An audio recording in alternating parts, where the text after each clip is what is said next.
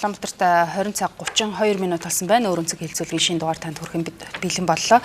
Бид удахгүй болох сонгуультай холбоотойгоор энэ сонгуул тэгш гарааны нөхцөл шаардлагыг хангаж чадж гин үү? Залуу улс төрчдүүд, эмэгтэй улс төрчдүүд хэр боломж нөхцөлтэй ийм сонгуулийн гараа эхэлж байгаа юм бэ гэдэг сэдвийг энэ удаад онцолж байгаа.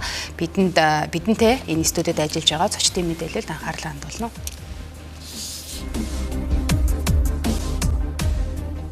Баянзүрх дүүргийн 26 дугаар хорооны Монгол Ардын намын хорооны дарга төвшин, ардчилсан намын гишүүн, хуульч, номин гэрэл.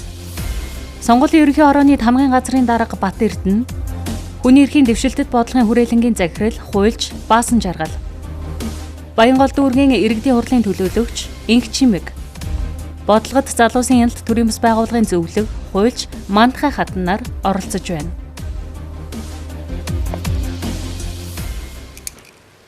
За ийм зочдын бүтцтэйгээр энэ удаагийн хэлцүүлгээ нээж байна.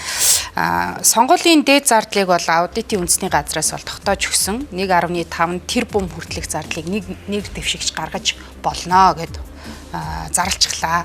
Тэгэхээр 1.5 тэрбум гэдэг одоо 4 жилдээ зүгээр цалин гэж тооцох юм бол 14 сая төгрөгийн зарлага гэж харагдахаар байна. Гэтэл улсын хурлын гишүүний одоо цалингийн зардал бол 1.5 сая байдаг. Тэгэхээр зарим улс төрд ойлгодгүй хүмүүс яагаад ийм их зардал гаргачаад ийм цалингийн төлөө яваад байгаа юм бэ гэдэг асуудал одоо гайхалт төрүүлдэг те. Тэгэхээр энэ зардлыг яаж нөхөх гээд байгаа юм гэдэг араас нь хардалт явдаг ч гэдэг юм. Тэгэхээр энэ зардлыг ингэж өсгөж тавьсан дээр ямар байр суурьтай вэ? Залуу улс төрчдөөсөө би юуны өмнө тодруулмаар байна. Орой мэдрэгний нэмэн гэрэл, Инх Чимэг. За зардлыг одоо энэ удаа үндэсний аудитын газраас ийм өндөр тогтоож байгаа нь энэ хуулиар заагаад өгсөн ажлыг хийж байгаа шүү дээ бид нар чинь тийм нэг үндэсний одоо сонгуулийн тухай хууль дээр заагаад өгсөн зүйл. Нөгөө талаар одоо ингэ толгойд одоо энгийн үнийн толгойд багтангууд үн яригч шүү дээ 800 900 саяас дээш 1.5 зарлистийн нэр дэвшигч бол дундаж буюу 1.2 тэрбум төгрөг зардал гаргаж явах болно гэж ойлгож бодит байдал дээр тэр нь өөрөө эхлэлийн Монгол болж байгаа. Тэгэхээр энэ бол тойргоо ингэж зурсантай бас холбоотой шүү дээ тийм. Одоо том тойрог байсан энэ удаагийн одоо 20 оны сонгуул маань ч гэсэн дүүргийг ч юм уу те аймгийг бүтнээр нэг том тойрог зурж исэн ч гэсэн ер нь бол том тойрог байсан те олон мандаттай. Одоо бол бүр том тойрог одоо тухайлбал баруун бүсээ ховд ус завхан говьалтай гэдэг тойрог маань ингээд нутаг дэвсгэрийн хувьд бараг л манай одоо Монголын нийт нутаг дэвсгэрийн одоо 4-1 ч юм уу харагдаж штэ. Тэгээд хуулийн төрүүлээд 6 сард батлагдсан сонгуулийн тойрог зурах үйл явц маань араас нь 12 сард хийгдсэн. Гэтэл энэ тойргийн магнитуд гэж одоо сонгуулийн тогтолцооны нэг хэсэг гэж ойлгодог. Одоо дистрикт магнитуд гэж англиар хэлдэг. Тэ үндсэндээ бол хэдэн мандат хэр хэмжээний тойрогоос гарч ирэх вэ гэдэг энэ асуудлыг бид нэр тогтоолоор шийдчихэж байгаа байхгүй. Нэг болоор бодлоо ингээ харахад үнцөл зөрчиж байгаа юм ч гэсэн юм шиг надад сэтгэл төрөөд байна. Тэрийг яхад судлах цаа хэлэхтэй. Тэгэхээр тэр нь өөрөө сонгуулийн хуультай одоо нийцэхгүй байгаа тухай асуудал энэ ч давхар хөндөгдөд байгаа тийм том тойрог дээр хэдэн мянган одоо сонгогч байдгийн түүнд тараах материал, тэнд ажиллах нийт ухуулагчдын одоо цалинж гэдэг юм ингээл самбарны мөнгө өнөөдргээд ингээд за самбар бол энэ жил жоохон багасан юм шиг байлаа. Гэхдээ дүүргүүд бол үүлээ үзэж байгаа гэдэг самбар тавих газар байхгүй тий амар урт самбар тавигдах гад хэдэн дорож 100 нэр дэвшигч мөвшгөө тий самбарыг ингээд нэг дор тавих хэрэгтэй болсон шүү дээ тий хуулиар. Тэгэхээр гих мэтчлэн ингээд зохион байгуулалтын шинжтэй нэр дэвшигчдээр нам дээр төрд үүсгэх зардлуудыг ингээд хуультайгаа уялдуулахгүй огцом нэмсэн тийм шийдвэр их хурл гаргаж байгаа нь өөр айгүй том алдаа болж байна л гэсэн үг. Тэгээ энэ буцаад сонгуулийн үр дүнд шууд нөлөөлнө. Таны саяны хэлдэг шиг тэр шин залуу улс төрчид эмэгтэйчүүд одоо ганцхан эдэр биш л дээ. Ер нь дундаж иргэн хүн улс төрөх хэрэгтэй юм уу? Сонгогдох хэрэгтэй юм уу л гэдэг ингээд шууд хаалт тавьж эсвэл мөнгөтэйнүүд нь орох хэрэгтэй юм уу? Нэг бол мөнгөтэй ерөөсөө л одоо манай улс төр бол мөнгөтэй үний тоглоом л гэдэг ингээд дахиад хуулиараа баталгааж болж байгаа гэсэн. Дөрмийн тавьж өгöd юм шиг. За арай минь төргийн их чимгээ. За хүн намаас хэдхэн хоногийн өмнө өөрийн өсөлтөөр өргөдлөө өгöd гарчихсан. Юу болвоо гэж асуух гэсэн. Та бол нэгт гомцсон юм шиг харагдсан. Баянгол дүүрэг дээр би 3 жил ажиллаад ирж яхад наваа тойрогт маань баг мандат өгөхгүй юм шиг байна. Нилээн гомрохсон харагдсан шүү дээ. Яг юу болов те? Бидний энэ сэдвтэй холбогдож байна уу таны асуудал? Яалтчгүй холбогдож байгаа. Мэдээж нөгөө пропорционал тогтолцоо үндсэн хуулийн нэмэлт өөрчлөлтөөрөө үндсэн хуулийнхаа одоо шигтгээ болгож өгж байгаа нь өөрөө давуу талт байсан боловч нөгөө талаараа давхар дийлэн асуудал оруулж ирээд ахиад дээрэс нь тойргийн асуудлыг ингээд 4 аймаг нэгт гэж оруулж ирж байгаа нь шинэ залуу улс төрчтэй бид нарт 17 хоногийн хугацаанд энэ хүмүүс танигдах ямарч боломж байхгүй байхад хүчээр ингээд зүгээр нэг одоо юу гэдэг аманд нь хаяад өчөж байгаа байхгүй юу. Тэгэхээр залуу улс төрчийн хувьд одоо дандаа олон жил улс төрч явсан энэ хүмүүстэй өрсөлдөн гэдэг бол боломжгүй нэгт. Хугацааны хувьд санхүү хөрөнгөний хувьд ч гэсэн одоо боломжгүй ийм нөхцөл байдал дээр одоо улс төрийн хүчин өөрөө буулт хийгээд тодорхой хэмжээний сөрөг хүчнийхээ байр суурийг илэрхийлэхгүйгээр ингэ явж байгаа нь өөрөө нүгсэн тохиролцсон гэдэг ийм нөхцөл байдлыг л одоо залуу хүмүүст харуулж байгаа байхгүй. Тэгэхээр энийг бол бид нар ингээд дотор нь суугаад хүлээн зөвшөөрөд байхаас илүү бид нар эсэргүүцэх хэрэгтэй. Улс төрийн нам гэдэг бол яалтчгүй одоо энэ улсын бодлогыг тодорхойлоод явах одоо үзэл санааны нэгдлүүд болохоос биш ашиг сонирхлын нэгдсэн одоо байр сууриас явах ёстой зүйл биш байхгүй юу. Тэгэхээр бид нар эндээс юу анхаарах ёстой юм гэхээр улс төрийн нам гэдэг чинь өөрөө бид нар шинэ нам тэр тусмаа олон ургалч одоо үзлийг одоо түгээн дэлгэрүүлэх гээд ингээ явж байгаа улс төрийн намын хувьд бол энэ томсгосон тойргийг эсэргүүцэх ёстой тийм үү. Хоёр тэгэхээр шинэ одоо эмэгтэйчүүдийг дэмжинэ гэл 50-50-ыг одоо хувийг дэвшүүлнэ гэд ингээ ярьсан боловч эмэгтэйчүүдийг дэвшүүлж байгаа газар нь өөрөө хизээж гарах боломжгүй тэр тойрог дээр шинэ гаргаж байгаа байхгүй. Тоо болгож тий одоо зүгээр яг нэг юм лозонгоо бид нэг биелүүлсэн шүү гэдэг байраас л харуулж байгаа болохоос ш бодит одоо үр дүн гарах ямар ч боломжгүй юм асуудлыг тавьсан. Тийм учраас нэгдүгээрт одоо намын дотоод ардчлалыг шаардсан. Хоёрдугаарт гэх юм бол одоо эн чинь улс төрийн намууд өөрсдөө зөв замаар явж иж энэ улс их оронд чинь одоо зөв хөгжил авчирнаа л гэсэн ийм үндсэн шаардлагыг тавьсан байна. За хоёулын сэдвийг үргэлжлүүлээ. Арай минь төргийн мандахай 3 удаагийн сонгуул дээр залуус бодлогод залуусын хяналт төрийн бас байгууллага маань хүн хүчээ гаргаад сэтгэл зүрхээ гаргаад ингээ хяналт тавьж ажиллалаа. Энэ удаагийн сонгуулийн зардал хэрхэн яаж өөрчлөгдөж орж ирэв? Юу гэж харж байна? За бид нар 2017 оны ерөнхийлөгчийн сонгуулиас эхлээд яг зардлын одоо ил тод байдал тайлагнах үйл явцсан тий яг хуулийн дагуу байна. Хуулийн зохицуулалт хангалттай байна уу гэдэг дээр ажиллаж байгаа л та. Тэгээ энэ одоо дөрөвдөг сонгуул болж байна. За мэдээж яг хуульд дэвшилтэд хуулийнхаа хүрээнд бол тодорхой дэвшилтэд зохицуулалтууд ороод маягтууд нь наривчлагдаад энэ төргээд бид нартэй иргэний нийгэм хяналт тавьсны хүчээр бол тодорхой хэмжээтэй анх бид нар ерөнхийлөгчийн сонгуульд нэр дэвшсэн 3 нэр дэвшигч намын нийлээд 17 хуудас материал авч ирсэн бол одоо хамгийн багадаа 1000 гаруй хуудас материалыг авах нэр дэвшигчтэй зардлын анхдагч одоо тайлангаа одоо гаргаж өгдөг одоо хүндлэнгийн аудитын дүгнэлт мөнгөлтөд гаргадаг ийм процессын зүйлүүд бол гарцсангуй зохицуулагтаад эхэлсэн. Одоо тий бид нар бол тэрнийг бол хянаад ингээд явж ийн л та. Гэхдээ одоо нэг асуудал юу болчиход байна гэхээр яг үндсэн хуулийн зарчмын асуудал болчиход байгаа шиг байгаа. Одоо би яг сонгогчийнхаа хувьар харахаар юу гэхээр үндсэн хууль дээр сонгогдох хэрэгтэй тий. Тэгэхээр сонгогдох эрх эдхийн тулд сонгогдох эрх маш их үнэтэй л болчихудаа гэж харагдаж байна л да залуу хүний хувьд те хамгийн багадаа одоо 900 орчим сая төгрөг нэг хүнээс штэ нэр дэвшигч хамгийн дээд нь 1.5 тэрбум төгрөгийг гаргах ийм одоо хязгаар дунд явхаар ингээд заагаад өгсөн. Тэгээд нам нэр дэвшигчд тэгээд нэг мандат их олонтой тий. Тэгэхээр яг өнгөрсөн сонгуулийг харахад бол ер нь бол өнгөрсөн сонгуул дээр нийт ингээд нам нэр дэвшигчд зардлыг харахад 76 орчим тэрбум болж исэн байхгүй. Тэгээд тэрний чинь нийт зардал санхүүжилт 70 гаруй тэр тий одоо 75 6 тэрбум төгрөгөөр бид нэр сонгуул зарцуулсан. Одоо тэгэхээр өнөөдрийн байдлаар бид нар 126 гишүүнийг сонгохын тулд үүнээс илүү зардал гарах нь бол ойлгомжтой болж шин энэ чинь хэд дахин өсөх магадлалтай. Тэгээ өнгөрсөн сонгуулийн бас ингээд ерөнхий дүнг ингээ харахад бол хамгийн дээдлийн нэр дэвшигч одоо их хурал сонгогдсон нэр дэвшигч 652 сая орчим төгрөг бол гаргаж ирсэн. Хамгийн бага нь 245 сая төгрөг гаргаж ирсэн байна л та. Энэ уран дээд хэмжээ нь 652 сая байсан. Одоо л 800 аваачихлаа шүү дээ. Тийм. Энэ чинь гэхдээ хот шүү дээ. Зөвхөн Сүхбаатар Чингэлтэй 2 дүүрэг дээр л 800 тэрбумтай 800 саятай байгаа байхгүй. 900 орчим сая шүү дээ. 894 гэдэг чинь бараг 900 сая төгрөг байхгүй. Тэгэхээр ингээ 2 дүүрэг дээр л ийм хэмжээний зардал гарахаар байна гэж харагдаж байгаа. Гэтэл сонгуулийн хууль дээр бид нар бас ингээ хараад хүлээж исэн зүйл юу вэ гэхээр хуульд нь өөрөө сонгуулийн зардал багаснаа. Тэгээд сонгуулийн зардлын дээд хэмжээг багасгах нь өөрөө тий энэ одоо хуулийн зорилго оршино гэдээ бид нэр сонгуулийн үед хууль батлах үед ямар их хүлээлтүүд үсгэж илаа тий. Тэгэхээр мэдээж ингээ дараагийн сонгуул дээр бол яаж бид нарын сонгогдох эрхийг энэ өртгийг бууруулах уу гэдэг. Өн дээр анхаарах хэрэгтэй байгаа харагдаж байна. За арай минь төргийн төвшин нэг үсэн тодруулчи 26 дугаар хороо одоо хотын хамгийн хил амтай хорооч гэж одоо баг од хорооны цэцэг дарга тийм мэдээж улс төрд залуу хүн горилж байгаа байх. ингээд сонгуулийн үйл энэ тоглоомын дүрмийг харахаар хэр ийм шанстай харагдаж байна. Цаашаа ахиад ингээд одоо явна гэж тооцоо. Яг ер нь бол эн чинь сонгуульч өөрөө зардал. Нэгдүгээр чинь сонгуулийн кампанид ажил чинь кампанид ажиллах нь одоо 60-аас илүү хувь дандаа зардлын одоо ажил өгдөг. Тэгэхээр Америк нэгдсэн улсууд юм уу те энэ одоо түрүүний одоо манай Мантгагийн хэллэг шиг яг энэ нөгөө бодлогын хүрээлэнгүүд нь судлаад энэ 71 оноос 1979 оноос 2022 он хүртэлх энэ юу байна л да энэ database байна те. Энэ database дээр одоо судалгаа хийсэн эрдэмтэд эн чинь сонгуул гэдэг чинь өөрөө нэгдүгээр технологи, хоёрдугаарт нь улс төрийн шинжилгээ ухааны бас нэг судлагдах юм те. Тэгэхээр энэ судлагдах маань өөрөө одоо судлагдж байгаа зүйлүүд маань мөнхийн зардалтай явж байгаа. Мөнхийн зардалтай. Хизээ зардалгүй улс төр байхгүй.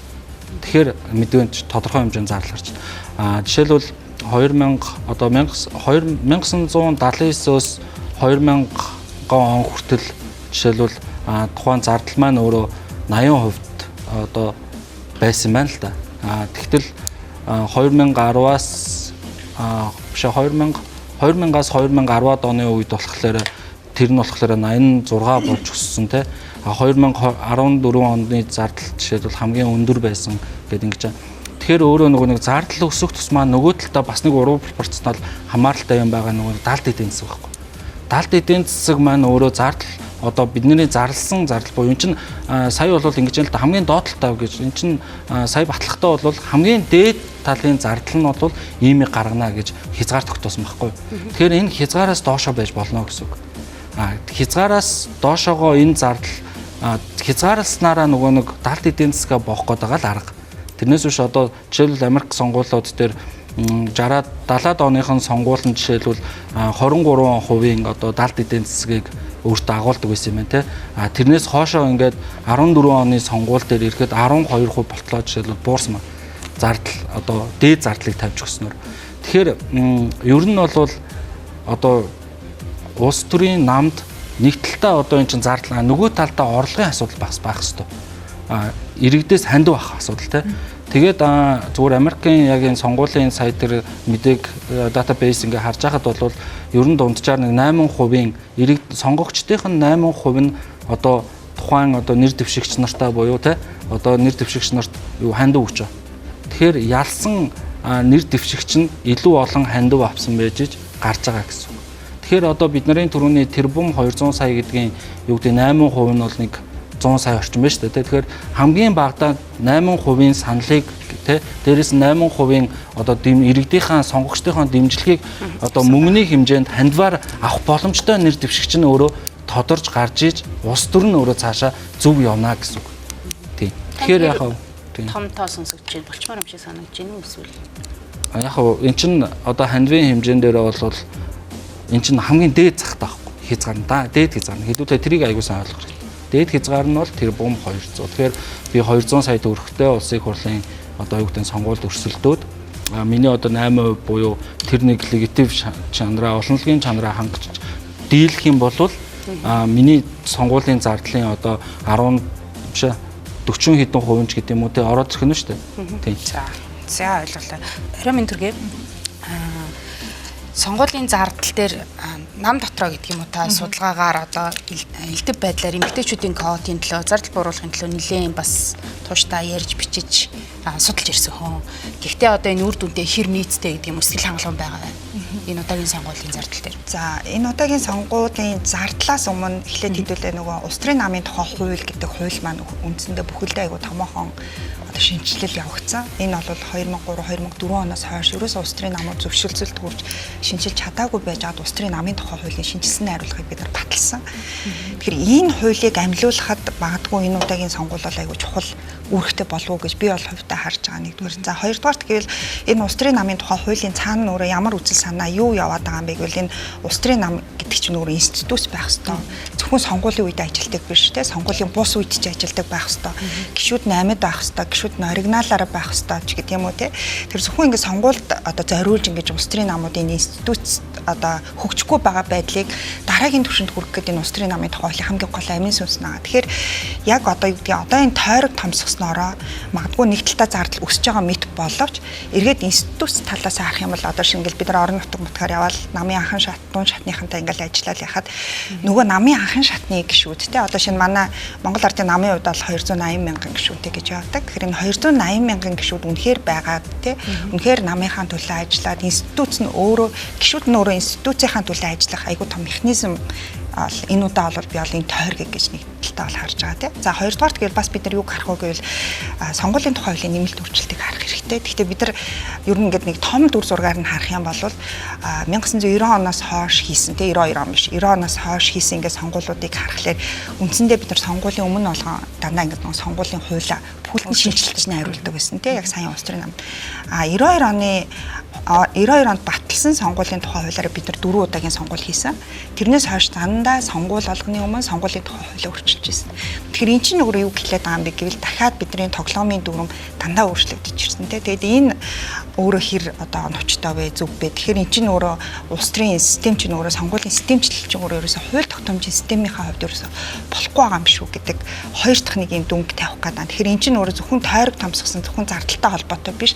Цаана айгүй том институтийн системийн юм ингээд яваад байна гэдэг талаас нь хэдүүлээ бас харах зүг байх гэж бодож байна. За 3 дугаарт гэвэл бас юу байв гэвэл түрүү хэлсэнтэй эмэгтэйчүүд гендрийн асуудал талаас ярих юм бол мэдээж тойрог төрсөлдөх тохиолдолд зардал нэлээд өндөр харагдаж байна. Нөгөө талдаа жигсаалтын 48% бол ямар нэгэн байдлаар тий зардал гэдэг юм уу ямар нэгэн байдлаар одоо дэнчин гэдэг бол хуулиар хориотой болсон шүү дээ тий. Тэгэхээр бүх төрлийн дэнчин энэ болгон бол хориотой байгаа. Тэгэхээр илүү нөгөө 48 гэдэг энэ жигсаалтын дотор нөгөө нийгмийн бүлгүүдийн төлөөллийг, хөгжлийн бэрхшээлтэй иргэдийн төлөөллийг гаргаж ирэх хамгийн одоо бас нэг чухал механизм маань бол 48 байна гэж харж байгаа. Тэгэхээр яг нэг удаа хууль батлаад нэг л удаагийн сонгуулиар бид нар тэртээ тэргүүн олон жил зардал өндөртэй явж ирсэн сонгуулийг бид нар угаасаа бууруулах боломж байхгүй.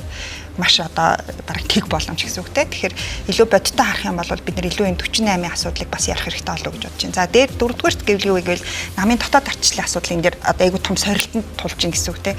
Үнэхээр одоо ингээл нөгөө одоо бидний яриа ингээд хэрвээ одоо сонсогчтой үед бол сонсох юм бол мөнгөтэй хүн сонгогдох юм байна гэдэг юм гарч ирж байна те. Тэгвэл нам өөрөө энэ дээр дотоод хүч нөөц болцоо дотоод ардчлал дээр анхаарад үнэхээр заавал мөнгөний сонгуул байх албатай юм уу? Дотоод ардчлал дээр дотоод дүрм журам дээр ямар өөрчлөлтүүд хийж болох, ямар механизмууд байж болох, ямар сунгаанууд байж болох юм бэ гэдэг дээр улс төрийн намд өөрөө яг үүндээ бол дотоод айгу том сорилттой нүүр тулж ийн гэж би хувьдаа харж байна. Тэгээд сая бол манай баг хурлаа батлахдаа дээрээс нь хяналтын ерөнхий хороо хоёроос бол 2 том журам баталсан. Тэг яг энэ журмаар бол жишээ нь ялангуяа тойрогт өрсөлдөх эмэгтэйчүүдэд бол бас айгүй боломжийн бас ийм хувилбарыг бол сая батллаа.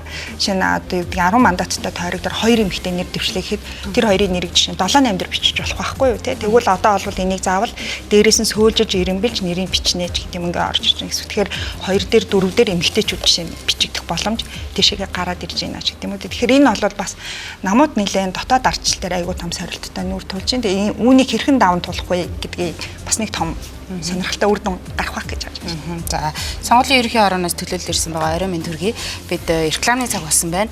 Сонгуулийн ерөнхий хорооныхоо энэ зардалтай холбоотой байр суурийг бид рекламны дараа авъя.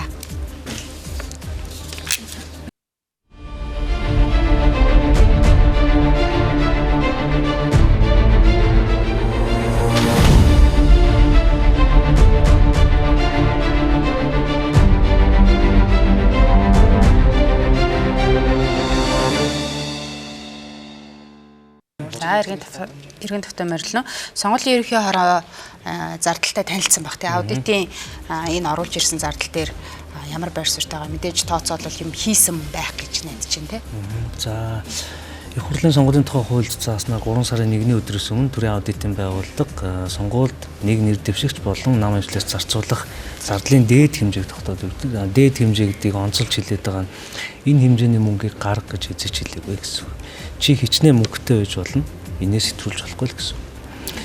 Мэдээж энэ бол яг сонгуулийн тогтолцоотой холбоотой. Тэгээ сонгуулийн төгс тогтолцоо гэж угаасаа айлч улсад байхгүй. Нэг бүх улсад л өнөөшөрдөг. Зөвхөн тухайн улсдаа, тухайн үедээ, тухайн цаг үедээ нийгмийн эдийн засгийн байдалд нь хамгийн тохирсон хувилбар нь юу юм бэ л гэдэг хувилбар. Тэгээ мэдээж аль тогтолцооны давуу болон сул тал хоёуланд нь заавал байж байгаа. Тэгээ мэдээж энэ хослон тогтолцоогоор замууд дээрээс нь мажоритарийн томсгсон одоо тойрог болгож байгаагийн давуу тал байна, сул тал нь магадгүй одоо эффект илэрч эхэлж байна гэж харж иж болно. Давуу тал нь мэдээж бол хамгийн наазах нь төсвийн нэгдсэн бодлогыг алдагдуулахгүй байх гэдэг төр бол хүн болгон санал нийлэх баг тий. Төсөвтэй жижиг тойрогтой эмнэлэг сургууль цэцэрлэг гэхгүйгээр энэ төсвийн нэгдсэн бодлоготой шууд холбоотой. За эргээд том тойрог дэрх юм бол одоо сул тал нь заавалнд одоо танигч чадахгүй байгаа залуучууд бол сонголтод өрсөлдөхөд бол төвхтэй байдлыг үүсгэж байна. Энэ богино хугацаанд энэ том тойрог дээр ажиллана гэдэг бол хүндрэлтэй гэсэн нэг сөрөг тал нь. За нөгөө талаас бол энэ сонгуулийн зардлын хэмжээ бол энэ тойргийнхаа нутаг дэвсрийг дагаад за тэнд амьдарч байгаа мэдээ сонгогчдын тоогоо дагаад бол зардлын хэмжээ бол өссөн ингэж харагдана. За гэхдээ би нэг хэдэн тоог харьцуулж харлаа. 2020 он зардлын дэд хэмжээ хэд байсан? За 24 онд хэд болсон бэ гэж. За 20 хооронд бол мэдээж нөгөө аймаг-аймагаараа нэг тойрогтой ингэж бидсэн. Жишээлх юм бол одоо ар ханга, баян онгор, өвөр ханга гэдэг бол 1 3 10 дугаар тойргууд үжээ тус-тусдаа. За нэг дунджаар нэг 400 орчим сая төгрөг нэг аймаг дээр нь байсан байна. Гэтэл одоо бол 3 аймаг нийлээд нэг тойрог болчихсон. Тэгээ хуучин 20 он дээр нэг аймагт байсан зардлын дүнг нийлүүлээд үзэхэд одоо гарч байгаа нь 3 аймагт байгаа зардлын дүн яг адилхан гарч байгаа байхгүй. Тэгээ зэрэг 20 онд байсан өмнө үн тийм үү юу гэдэг сонгуулийн сурталчилгаагаа явуулахад зарж исэн зардал 24 он болчиход байгаа яагаад одоо л хэвээрээ байна вэ гэдэг асуудал тавигдана. Энэ бол өөрөө эрх зүйн зохицуултын үр нөлөө гарч ийна гэж шууд хэлж чадна. Тэгэхээр энэ удаагийн 6 сард 23 оны 6 сард улсын хурлын сонгуулийн тухай хуульд оруулсан нэмэлт өөрчлөлт өөрөө үжил баримтлалын хувьд юу байсан бэхээр зэрэг зардлыг бууруулах ёстой. За зардлыг бууруулахаас гадна энэний ил тод байдлыг хангах ёстой. Хамгийн гол нь ил тод байдлыг хангах ёстой. Хин хідэн төрлийн зардал гаргаад байгаа юм гэдгийг сонгогч мэдэх ёстой. Мэдээлэлтэй байж саналаа өгөх хэрэгтэй гэдэг ийм зохицуултыг хийсэн. За тэр ч утгаараа хоёр сонголт байсан. Нэгдүгürt бол механикаар бууруулах. Энэ бол одоо сонгуулийн сурталчилгаатай холбоотой гарч байгаа энэ зардлын тоо хэмжээг 50% бууруулах. Яг энэ хэмжээнд бол хүргэж чадсан 50% нь хүргэсэн бууруулсан гэсэн. Жишээлх юм бол зурагч самбар гэдэг юмыг байхгүй болголоо буурууллаа, ухуулагчдын тоог буурууллаа гэдэг юм уу те. За хэвлэл материалын тоо хэмжээнүүдийг хэвлэмийн хуудасны тоо хэмжээг буурууллаа гэдэг юм уу. За ингээд тухайн үед бол одоо төсөөлж хахад за магадгүй механик дээр 50% буурууллаа. За яг бодитоогоор зардлын дэд хэмжээ тогтооход инфляцийн түвшин яаж өөрчлөгдсөн байна?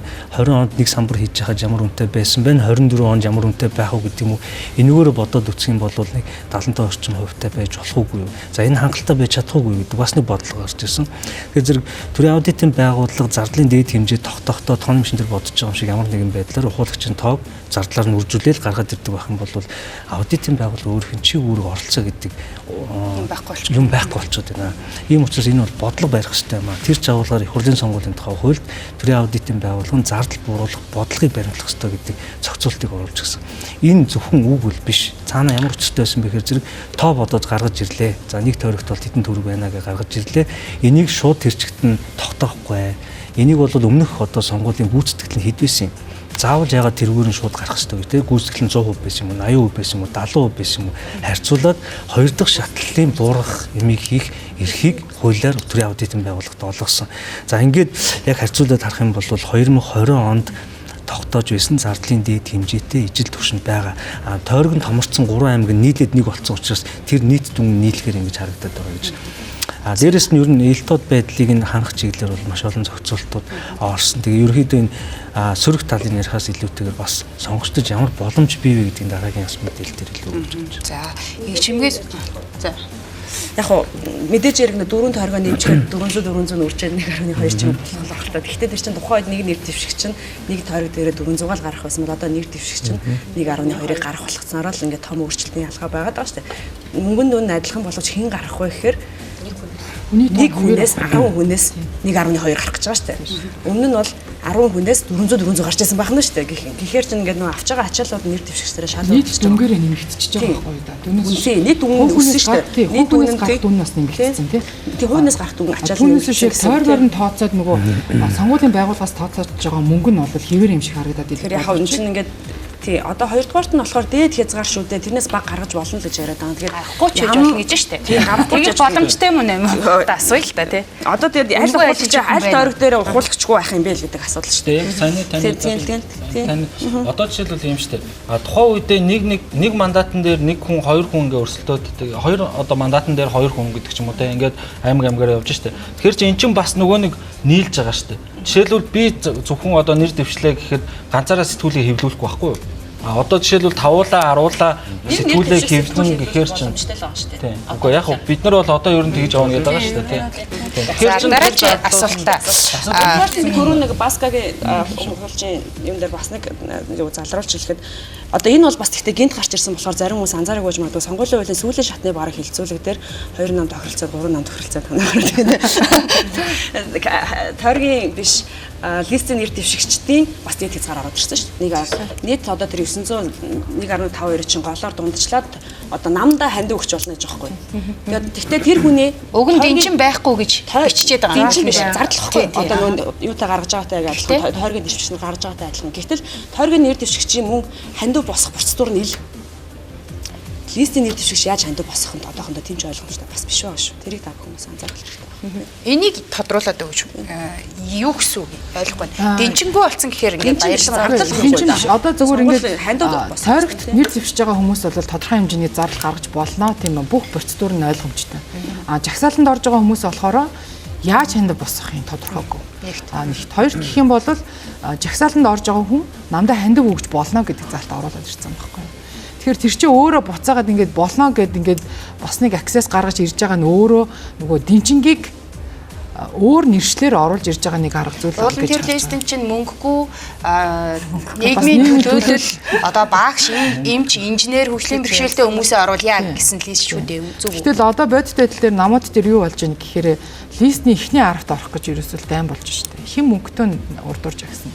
Яагаад тэгэхээр нөгөө намууд чи өөрөө үйл ажиллагаагаа явуулах зардал хэрэгтэй ойлгомжтой тэр бол бүгдээрээ тэрийг бол хүлээн зөвшөөрж байгаа. Сая улс төрийн намын тухай хуулийн дээр нэг шинжилэл оруулж ирэх болов уу гэж харж байсан. Тэр нь юу байсан бэ гэхээр нэг улс төрийн намуудыг төсөө санхүүжүүлэх тийм зохицуултууд нь яригдчихсэн. Тэг хилцүүлэг донд бол бүгдээрээ хасагдаа явцсан. Улс төрийн намууд нөгөө хэр идэвхтэй ажиллаж байгаа тийм үү? Сонгуульд эмэгтэйчүүдийг хэрхэн яаж дэмжиж байгаа, хөгжлийн бэрхшээлтэй иргэдийг яаж оролцуулж байгаа, дэмжиж байгаа, одоо сонгогдох эрхийг нь яаж хангаж байгаа гэдэг утгаараа уулын төсвөө санхүүжилт олох юм зохицуулт байгаа. Гэхдээ тэр нь одоо бидний нөгөө хүсэж ярьж исэн шиг бүтэн орж чадаагүй байхгүй юу? Сонгогдсон тохиолдолд яг ингээд санхүүжилт орж ирчихэж байгаа. Гэхдээ тэр хүмүүс сонгогдох хүртлээр бас ямар процедураар яаж явах уу гэдэг бол ойлгомжтой. Тэр нь бол яг улс төрийн намын хуулиуд 1% босгох гэдэг чинь айгүй бага хязгаар шүү дээ. Намууд 1% 20 мянган хүнээс санал авсан байхад шууд болон шууд бос санхүүжилт айлаа санхүүжилтийг авах болохоос шахаад суудлага болохоос юм байхгүй шүү дээ. Одоо хуучин улс төрийн намын тухай хуулийн дээр бол нөгөө улс төрийн их хурлын гишүүний авсан саналын тоогоор 1000 төгрөгөөр үржүүлээд өгдөг ийм санхүүжилт өгдөг байсан шүү дээ улс төрийн намуудад. 4 жилд нэхгүй удаа. Тэрийг нь улс төрийн намууд одоо буруугаар ашиглаад нийслэл дүүрэгт болон тэгээ бүх шатны төлөөлийн байгууллагуудад нөгөө суудлын мөнгө гэдгийг нь хууль бусаар өгөө явж ирсэн л байхгүй. Тэгэхээр нөгөө энэ улс төрийн намууд чи өөрөө нөгөө амьд оршин тогтнохын тулд хуулийн хүрээнд ямар гаргалгаа байна гэл ингээл явж исэн. Тэгээ сая улс төрийн намын тухай хуулийн дээр ер нь бол бас зөвхөн сонгуулийн үр дүнд үндэслэхээс гадна улс төрийн намууд ч өөрөө тэгш бус гараанаас гарцсан шүү дээ ер нь. Одоо ардын намын хувьд бол жишээ нь ус даяараа гишүүнчлэлтэй нам тийм үү. Хүн намын тийм арчлан нам ч гэсэн үндэсний даяараа гишүүн гэжтэй. Гэтэл хүн намын хувьд ямар нэгэн одоо тэр сум аймаг те баг дээр ямар нэгэн тийм гишүүнчлэлтэй зүйл байхгүй. Одоо гар хөл гэж ярьдаг. Тийм гар хөл одоо нөгөө очиж ажиллах, хөрсөөр ажиллах гэл ингээл олон янзаар ярьдаг шүү дээ. Тэгэхээр энэ байхгүй байхгүй. Тэгэхээр гарааны тэгш нөхцөл байхгүй тохиолдолд томсгосон тойрог өөрөө орж ирж байгаа нь улс төрийн намуудын хувьд бол маш одоо тэгш бус өрсөлдөөнийг бий болгож байгаа суурь үндэслэж байна. Сурчлагын хоногийг нэмэх ёстой байсан хэсгээр байр суурь авмаар байгаа юм л да. Өмнө нь зөвхөн Завхан аймагт л ингээд өрсөлддөг байсан бол одоо Завхан Говьалтаа ингээд маш том нутаг дэвсгэр дээр очиж гар хаваарах хэрэгтэй болчихж байгаа байхгүй. Хөдөөний сонгогч яаж яхад ирж харагдаагүй бол нөө чамаг юу сонгох те бүр бодохчгүй байхгүй ёломжлол нь ийм сонгуулийн соёл. Тэгэхээр чин тэр том аймаг дээр очиж гар барьж чадах юм уу нөгөө эмэгтэй сонгогч чинь гэдэг. Тэгэхээр сурчлагын хоног дээр бас ямар байр суурьтай юм бэ? Дараагийн сонгуул ингээд байгаа байхгүй. Зардлыг бууруулахын тулд гингүүт сурчлагыг хориглоод байгаа байхгүй. Үндсэндээ бол нэг талаасаа сурчлагаа бол нээлттэй байх хэрэгтэй. Аль болохоор ямар боломж чөлөөт хүслүүд байдیں۔ Тэрийг ингээд тултал нь ашиглах хэрэгтэй. Мөнгөнд өнгөний хязгаарлах хэрэгтэй асуудал байхгүй. Хандив авах боломжийг олох хэрэгтэй. Тэгэхгүй 18 хоногтой ингээл тэр бум 200 босгочоо тэгээ өрөө дууссан байх хэрэгтэй гэдэг байгаа шүү дээ. Одоо мэдхгүй ямар ч өрөмж. Тэгэхээр жишээлбэл тэр сонгуулийн хугацааг уртасгаж болно шүү дээ. Хандивыг 1 сараас яагаад авч болдгоо тийм бишгүүд гадаадд байж лээд байхгүй. Тэгэхээр яг ингээд үнэхээр яг хандив цуглуулад сонгуулаа хий гэж байгаа юм бол хандив цуглуулах боломж олох тийм. Сурчлагаагаа хийгээд хүмүүстэй уулзаад яваад үнэхээр одоо орон нутгийн төлөөлөл болох гэж байгаа шүү дээ. Тойргийн төлөөлөл болох гэж байгаа. Одоо 18 хоногт 10 мандаттай тойрогт за 3 намаас 4 намаас нэр дэвшээ 40 хүн нэр дэвшлээ гэж бодъё л доо. Ерөөсөө тэр чин 40 хүнийг та судлаж чамчихгүй, үзэж чамдахгүй, бараагийн ч харж чамчихгүй. Тэр телевизээр ч гарахгүй. Ерөөсөө дэмждэг намынхаа одоо намын эффект илүү явна шүү дээ. Дэмждэг намынхаа толгойг нь хараад доош нь ингээ яг 10-ын 6 шүү 9 болохгүй 11 болохгүй нөгөө нам руу хазааж болохгүй. Ерөөсөө тийм л дохио явна шүү дээ бүх сонгуулиуд. Тэгэхээр бид нар яг үндэ одоо үгүй тэр нэг тойргийн бид нар чинь листийн тусад нь гаргаж байгаа тойргийн мандат үлдгэсэн шалтгаан нь тойргийн иргэдийнхэн төлөөлөл болно. Бүгдийн 100% сонгуулийн одоо тогтолцоог профессионал болгочвол иргэдээсээ салчин холдчихно гэчээд сонгуулийнхаа систем дээр иргэдэд ойрчиж очих боломжгүйгээр тойргийн системээ өгсөрчиж байгаа байхгүй. Тэгэхээр одоо юу гэдэг манай намын зовгоос ингээ ялангуяа залуучдын зүгээс ярьдаг юм бол шин залуу хүмүүст аль болох эртнээс өөрийгөө таниулаад явах боломжийг олгоо. Хугацааг сонгож өг 30 хоног болох 45 хоног болох. Яг өмнө 45 хоног байхад мөнгөний хязгаар нь одоо юу гэдэг дээд хязгаар дээр байгаагүй болохоор галзуураад байсан шүү дээ. Гэтэл мөнгөний капын тавиад тэр бум 200-аас 500 хүртэл доошлол. Би бол ингээд одоо жишээл нэр дэвшин хэм болвол босгож чадах мөнгөө бодоол байна л та ингээд тэр бум 200 босгож чадах уу 2-300 бол магадгүй гэд ингээд өөрийн тооцоо бас байна шүү дээ. Тэр бум 200 гэж би 1000 хүнээс нэг хүнээс сая төгрөг авах тухай болчихж байгаа байхгүй. 1000 хүн гэдэг чинь тийм амархан биш үү тийм 18 хоногийн дотор тийм аваад зарах ч гэдэг юм. Тэгэхээр ингээд нэг тийм бодтой бус юмыг ингээд бодтой бус юм тулгачаа тэрний удаад давуу тал нь ингээд өөр гой зүйлүүдээр магтаад яриад хараа үнэмшлэхгүй болоод байна. Сонгуулийн хоног дээр мандхан ямар байр суурьтай. Улсад ямар гэдэг манай хэд тавч байна гэж шүү. Үгүй бол ингээд айгүй улс төрчдөг нийгэм биш байгаад нам ингээд тэр мандхай гэдэг Стэнфордын судлаач нам бид нар саяхан орчуулж гарсан эмэгтэйчүүд улс төрийн орсон тухай одоо сонгуульчлал гэдэг ойлголт ингээд Монголыг бүхэлд нь бүрхсэн байна гэдэг байгаа байхгүй. Сонгуул 4 жилдээ нэг удаа болоод өрсөлдөх хүмүүс нь өрсөлдөө тэрнээс хойш төрд орсон бол төрийн ажиллаа хийгээ. Намын биш тэр ялсан улс төрч чинь Монгол улсын нийт иргэдийн төлөөлөгч шүү дээ. Тэрээс намын төлөөлөгч биш. Намын төлөө ажилдаг, намдаа хөрөнгө хуваарлдаг хүмүүс биш байхгүй юу? Нам улсын ялагт өөрийг нь сонгоогүй хүмүүсийн эрх ашигын төлөө ажиллах хэрэгтэй байхгүй. Гэтэл энийг бол бид нар бүгдээрээ бүр ингээд 100% эсрэг болсон.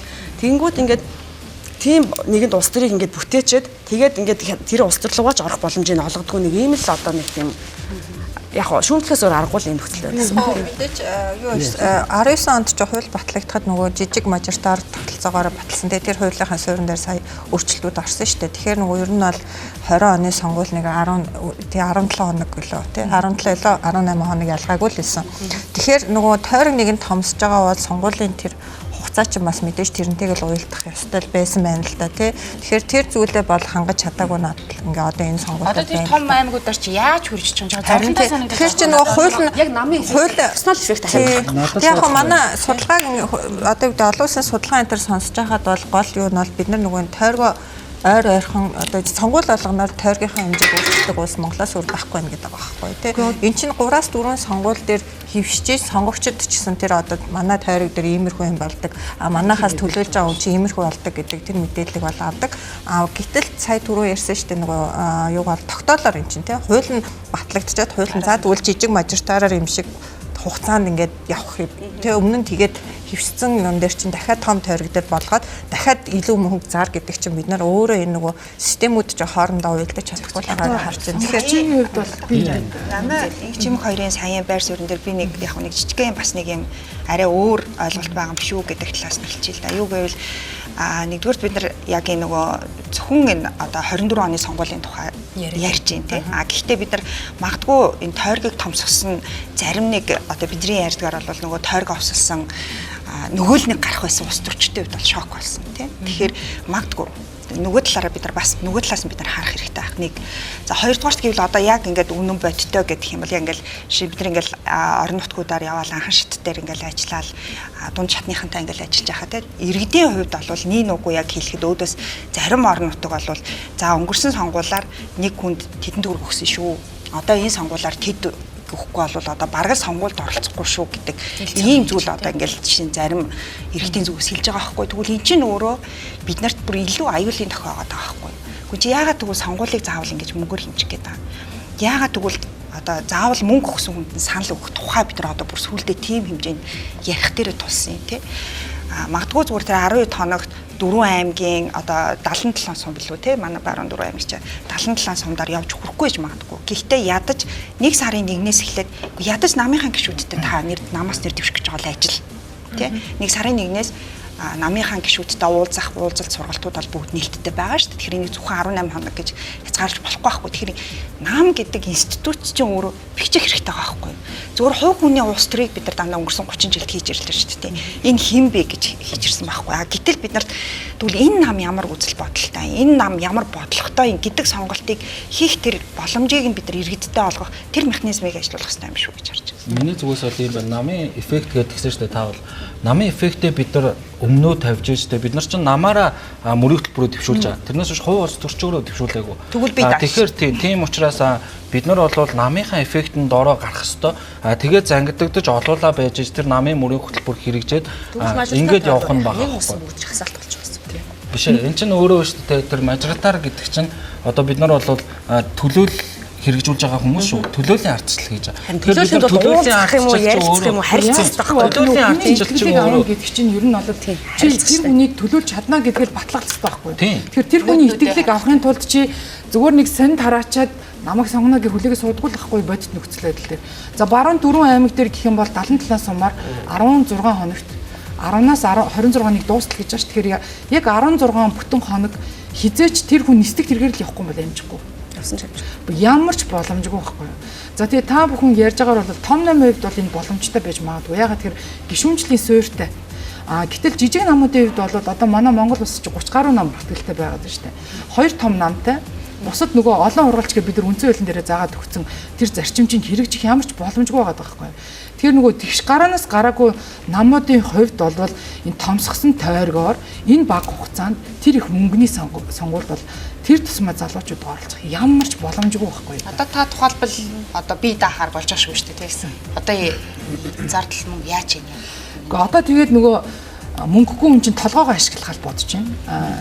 Одоо нөгөө мөнгө байхгүй болохоор бид нар яаж одоо ухаалгаар яаж ажиллах вэ? Бидний нэг давуу тал гэх юм бол өнөөдөр миний гарт байгаа утас л болчихж байгаа байхгүй. За энэ утсаараа би өнөөдөр телевизүүдэд очиод мөнгөний төлөөд нэвтрүүлэг хийж чадахгүй тийм үү тий нэвтрүүлэг болгонд нь төлбөрөө төлөөд хөрөг нэвтрүүлгээ явуулчих боломж байхгүй. Тэгэхээр яах вэ гэхээр өөрийнхөө хэмжээнд нөгөө нэг сошиал платформуудыг тийм ээ аппликейшнуудыг ашиглаад өөрийнхөө хэмжээнд юмаа бэлдээл цацах спонсорлох юм. Тэгэхээр нөгөө бид нар уул нөгөө Монголын эдийн засгийн сонгуулийн хавьд ч гэсэн бид нар дотооддоо уул мөнгө урсгалаа үлдэх ёстой байтал нөгөө залуучуудын сонгуульд оруулж байгаа зарлууд чинь бүгдээрээ гадны платформын төлбөр болоод явчихж байгаа. Сонгуулийн зардлын 15%-ийг тухайлбал цахим орчинд зарцуулж болно гэж зацуулсан шүү дээ. Тэгээд энэ богино хугацаанд 10 хэдхэн хоногийн хугацаанд одоо чинь Баянгол дүүрэг гэхэд 165 мянга гаруй сонгогчтой.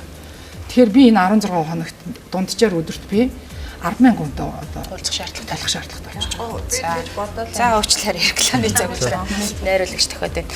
За хилцүүлгээ буцааж орж ирээд хідүүлээ үргэлжлүүлье. Дараагийн хэсэг дээрээ энэ сурчлагын хугацаа болон тайлагнаагүй зардал ер нь хаана үлдээд идэм бэ? Далд зардал чинь хаана шингэж үлдэх гээд идэм бэ? Анхаараарай гэдэг сэдвийг ярих болно.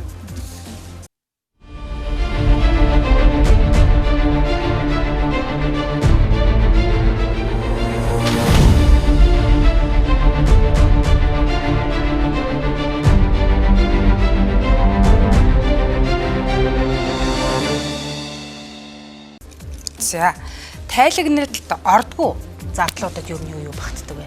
Одоо та нарт ингээд нэг баахан бичүүгээр нь тол өгөөд нь штэ. Гэхдээ далд үлдээд байгаа хэсэг юу байдаг вэ? Одоо санал худалдаа авахтай холбоотой зардлууд бол гарч ийн гэдэг байгаа. Тэр нь бол нөгөө нилээдгүй гомдлуудад ирдэг. Гэхдээ ерөнхийдөө яг зөрчлийн хэрэг гэдэг болгон шүүх оролдлого энэ төр авдаг процесс нь бол хангалтгүй байдаг.